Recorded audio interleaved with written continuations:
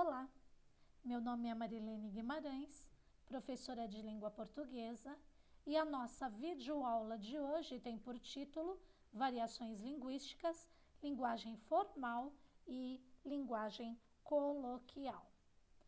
A linguagem coloquial compreende a linguagem informal, a linguagem popular, que eu utilizo no meu dia a dia para conversar com os meus amigos, para conversar com os meus familiares, vizinhos, com as pessoas aqui de dentro da minha casa, que eu não estou muito preocupada com a forma como eu estou falando, eu só estou preocupada se eles estão entendendo o que eu estou falando. Quando nós nos utilizamos da linguagem coloquial ou linguagem informal, eu não penso nas normas gramaticais, eu não estou preocupada com elas. Por isso, eu falo de maneira rápida, eu falo de uma maneira espontânea, de uma maneira descontraída, utilizando aí jargões populares, frases populares, ou eu falo de acordo com o lugar onde eu nasci. Nasci em uma determinada região, um determinado lugar do país, aí eu utilizo as palavras ali daquela região, porque as pessoas com quem eu estou falando, eu creio que irão me entender. Só que quando eu vou escrever um texto, é muito importante que eu utilize nesse texto a linguagem formal, também chamada de linguagem culta, ou seja, a linguagem que está de acordo com as normas gramaticais. Isso é um problema para alguns alunos, para alguns estudantes, porque eles tentam produzir um texto e esse texto eles querem escrever ali como a sua fala, como se estivesse falando com um amigo no seu dia a dia. Eles não conseguem distanciar a linguagem falada da linguagem escrita. Um exemplo, veja esta situação de comunicação. Uma garota vai procurar um emprego. E aí ela chega para o entrevistador e diz: falo fluentemente inglês, espanhol, francês, russo, italiano e alemão. E aí ele pergunta: e o português? Aí ela responde: aí varia. Alguns dizem aí varia, né? O que acontece? Nessa entrevista de emprego, como é uma situação formal, ela deveria se utilizar da linguagem culta, mas ela fez uso da linguagem coloquial. Note que a linguagem coloquial faz parte do dia a dia das pessoas de todos os lugares do mundo, e não só aqui do Brasil. A ideia não é que eu deixe de utilizar a linguagem informal. A ideia não é que eu deixe de utilizar a linguagem coloquial, a linguagem que eu estou acostumada. Não. Mas que eu consiga compreender a diferença existente entre uma situação onde eu deva utilizar uma linguagem formal e uma situação onde eu posso utilizar uma linguagem informal ou coloquial. Aqui eu trouxe alguns exemplos de frases com linguagens informais. Primeira delas, ela nem se tocou que o cara estava babando nela.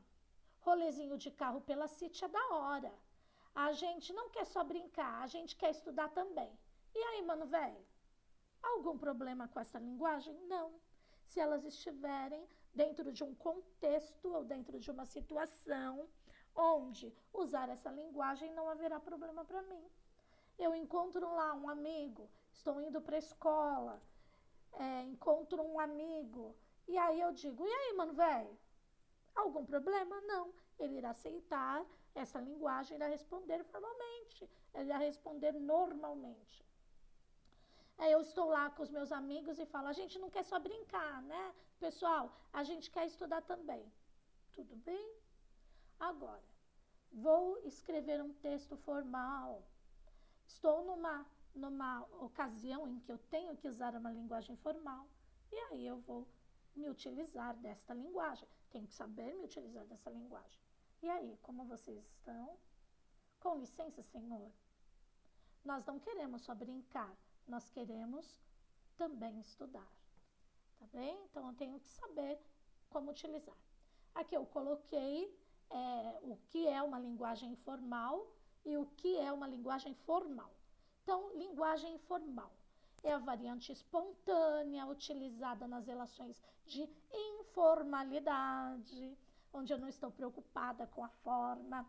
Ela não apresenta preocupações com regras gramaticais. Linguagem formal é a variante prestigiada e padrão utilizada nas relações formais. Ela segue as normas gramaticais da língua portuguesa. Como eu disse, turminha, eu tenho que saber quando usar uma linguagem e quando utilizar a outra. As duas estão aí coexistindo, são para eu utilizar mesmo, só que, dependendo da situação, é a linguagem que eu utilizarei. Passei aqui agora exercícios para vocês, que eu chamei de mão na massa. Para o primeiro termo A e B, eu quero que vocês escrevam em forma de carta como é a sua rotina diária nessa época de isolamento social. O que vocês estão fazendo? Como está sendo aí essa sua rotina? Vocês estão em casa, trabalhando em casa, como eu? Ou vocês já precisam ir trabalhar? Ou você faz parte daquele grupo de pessoas que estão à frente, que precisam sair para trabalhar? Como tem sido a sua rotina em casa com as crianças? Como tem sido? E aí você vai falar para mim, mas em forma de carta. Eu gostaria muito que vocês escrevessem esse texto utilizando caneta preta ou azul. Veja, o remetente da carta será você. E o destinatário? Serei eu. Será a professora Marilene de língua portuguesa. Ok? Lembrando que carta, primeiro termo, tem que ter estrutura de carta. Tem que ter ali São Paulo, tem que ter o cumprimento, que é o vocativo, o corpo do texto, a despedida e a assinatura. Vou falar mais sobre isso nos próximos slides, tá bom? Segundo termo, vocês também terão que escrever uma carta, mas não será para mim. Claro que vocês terão que entregar para mim, porque eu terei que corrigir. Mas a carta de vocês será para os seus vizinhos, explicando por que eles devem ficar em casa nesta época de pandemia, nessa época de isolamento social. Então, você vai colocar ali argumentos para que eles fiquem em casa e não saiam. Por que eles devem ficar em casa? Então, você vai falar com o seu vizinho lá, uma carta para o seu vizinho, tá bem? Falando que eles têm que ficar em casa. Também utilizando caneta azul ou preta. E como eu disse para o primeiro ano, é carta. Tem que ter na estrutura do texto, eu tenho que ver que vocês sabem a estrutura da carta. Primeiros termos, primeiro termo A e B. Vocês vão escrever uma carta. Viram que para os três eu pedi carta? Só que para o primeiro A e B e para o segundo, eu pedi uma carta para mim e para os vizinhos. Para o terceiro, eu montei aqui uma empresa fictícia chamada Unipaper. Vocês irão escrever uma carta para esta empresa pedindo um emprego, tá? Uma situação em que vocês estão desempregados, tem lá a empresa Unipaper e vocês irão pedir um emprego. Lembre-se de usar, neste caso do terceiro, a linguagem formal, não é amigo de vocês, vocês vão pedir, é uma proposta de emprego. Use também caneta azul ou preta. Aqui eu coloquei a estrutura da carta simples, que é a carta do primeiro e segundo ano. Dependendo da proximidade entre o destinatário e o remetente, as cartas pessoais não seguem uma estrutura padrão. No entanto, vale lembrar que como gênero que é carta, ela apresenta uma estrutura básica. Qual é essa estrutura? Tem que ter data e local. São Paulo, 20 de maio de 2020. Estão ali em cima, né? O vocativo é o nome, a quem se destina essa carta. É a pessoa com quem eu estou falando, matéria do terceiro ano. Então, no vocativo, Nome do destinatário aparece logo abaixo da data e do local, que eu posso ali colocar. Caro amigo, tia, professora, querida professora linda, coloco ali. Corpo do texto. Corpo do texto, você vai contar aí, eu coloquei 2 propostas, então você vai no corpo do texto falar sobre a proposta que eu pedi para vocês. A despedida, tchau, forte abraço, beijos carinhosos, atenciosamente, e a assinatura, vocês vão colocar o nome de vocês.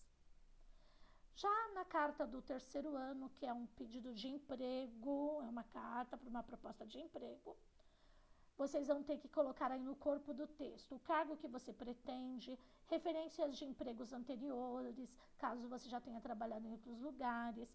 Mostre o seu interesse pelo cargo, deixando bem claro a sua determinação para conseguir aquela vaga de emprego. Dê as razões para mostrar que você é a pessoa mais indicada para este cargo. Faça um breve resumo com os principais pontos do seu currículo e declare-se disponível para entrevistas. Se precisar que você vá até lá, você diz que está disponível para a entrevista.